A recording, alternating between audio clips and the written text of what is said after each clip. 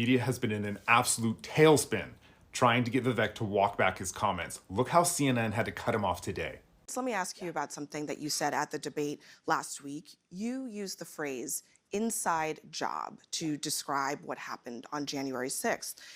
The next day, Capitol rioter Alan Hostetter highlighted your comments at his sentencing. He is going to prison for 11 years. Hostetter threatened members of Congress. He brought a hatchet, knives, pepper spray, stun batons, tactical gear to the U.S. Capitol. Are you concerned that a convicted felon like that is now promoting your comments in court? So here's my concern, Abby, and I want to tell you guys where I'm at. If you had told me, it's close to 3 years ago that January 6, 2021 happened. If you had told me 3 years ago, back when I was a biotech CEO, not steeped in this world, I was just consuming passive media, but was focused on my world of developing medicines. If you had told me that January 6 was in any way an inside job, the subject of government entrapment, I would have told you that was crazy talk. Fringe conspiracy theory nonsense. I can tell you now, having gone somewhat deep in this, it's not. It's amazing to me that Vivek continues to take these opportunities to tell even more truths. I mean, the reality is this. We do have a government, first of all, we have to acknowledge that has lied to us systematically over the last several years about the origin of COVID-19, about the Hunter Biden laptop that we were told was false by 51 CIA experts and otherwise before we now know that it was true. You can go straight down the list, the Trump-Russia disinformation collusion hoax, all of it. Now we come to January 6th. The reality is we know that there were federal law enforcement agents in that field. We don't know how many. I think it's shameful. And if I may finish just answering, well, let me this is really important. I'm going to go ahead and interrupt you here because I know the establishment doesn't approve of this message. I know this, but we should be able to talk about this. You're saying that there were federal agents. This is important to talk about. Honestly, at this point, I think CNN should know better. Vivek is going to take any opportunity you give him to tell as much truth as he can. And in this case, I really think he's starting to even win over the audience. You're saying there were federal agents in the crowd on January 6th. Yep. There is no evidence that there were federal agents in the crowd on January 6th. So why, before Congress, when pressed on what the number was, they didn't say there were none? They just couldn't say how many there were. So you're saying that that you have not seen any evidence that there were. We've seen multiple informants suggesting that there were. We know people were FBI informants who were asked to Is there any evidence? May I just finish this and you can come back and question me? Well, let me clarify. I know this is very uncomfortable for you. I'm going to clarify my question. I know this is an uncomfortable issue for many people, but we have to do the truth here. I'm going to clarify my question because I want to make sure that you understand what I'm asking. I understand this deeply. And I told you, I was with you 3 years ago. I'm not there now. Where is the evidence? Yes. Where is the evidence that the government had a plot, let's do this. an inside job, but no, I'm going to tell you what an inside job is because I'm not violence on January 6th? I'm not going to let you put words in my mouth. I'm going to put my words in my mouth.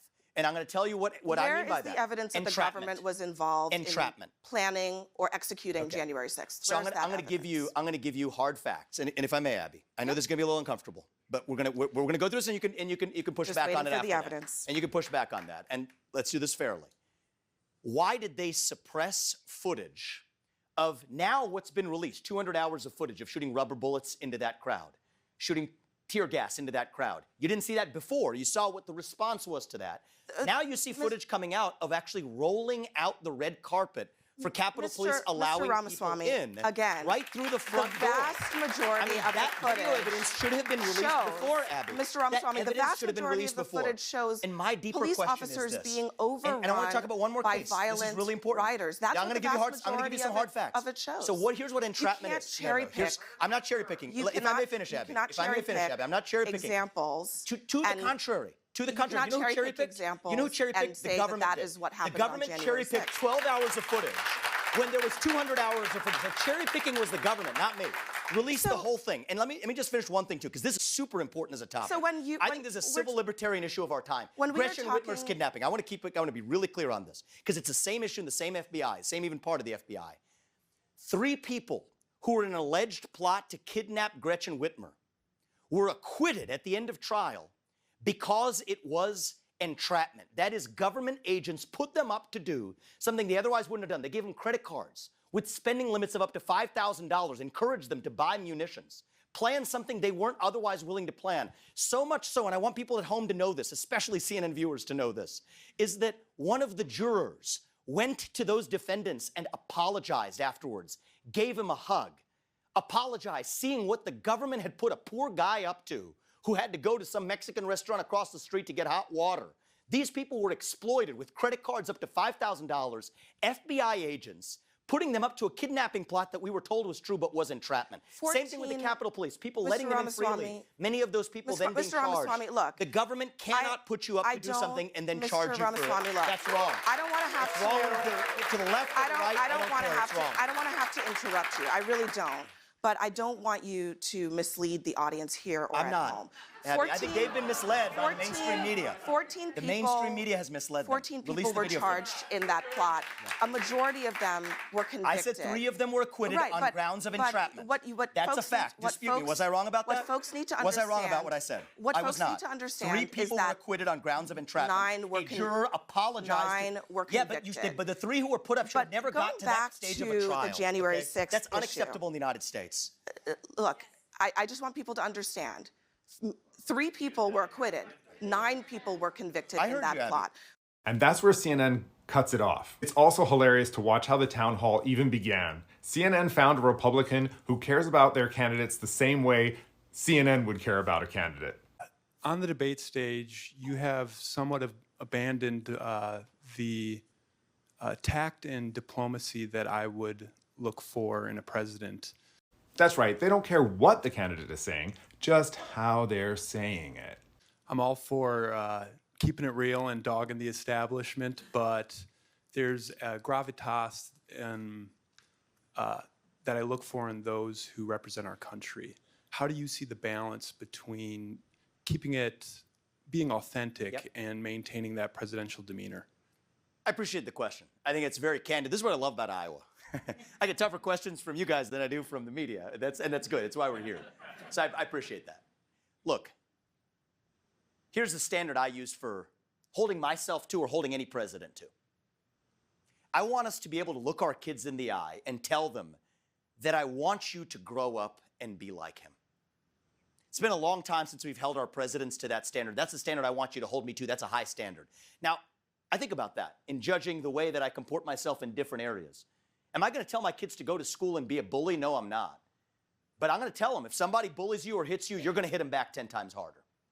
And that's the way I'm going to lead this country. You have to be, as we say in our family, you have to be strong enough to protect your kindness. So if you watch those debates carefully, I don't engage in 4-letter words. I mean, there are other candidates who have called me dumb, scum, and worse that I'm not going to repeat here. I didn't go after them, but if they're going to come after me, I'm not going to be a president, whether it's Xi Jinping or Vladimir Putin or anybody else. Who's going to roll over? When I'm leading the United States, the same rule applies. If you hit us, we hit you back 10 times harder. But it's not for the sake of being a bully. It's for protecting our inner kindness, too. And I think it's important that we have a president that has both of those attributes. I've done more podcasts probably than most presidential candidates in history combined, mostly because podcasts are new. I'll admit that. But I will tell you, that's a different setting. And so I think it's the book of Ecclesiastes that teaches, and my faith teaches me the same thing. There's a time and place for everything. There's a time and place for fortitude. There's a time and place for justice. There's a time and place for mercy. And I think it's going to take all of those attributes, every last ounce of each of those attributes, to stand for this country, to reunite this country and revive who we are. You don't want a wilting flower in the White House, but you also want somebody who understands what we are fighting for. That's the standard I want you to hold us to. We will aspire to hold ourselves to. And I think that sometimes being a parent is what gives me my moral clarity. And I hope through the rest of this campaign, we're just getting warmed up, I hope to be able to earn your trust that, yes, I do have what it takes to tell you the truth. I'm not going to hide the truth from you. If you want someone who's going to speak truth to power, vote for somebody who's going to speak the truth to you, to the Republican Party. Do it unvarnished, without sugarcoating. And I don't do much sugarcoating. But also somebody who, as you, I believe, want, can stand for the ideals that would make our founding fathers proud and would make our children proud as well. Can you even believe the way CNN titles this video? Vivek got fact-checked on conspiracy theories, okay? That's what happened.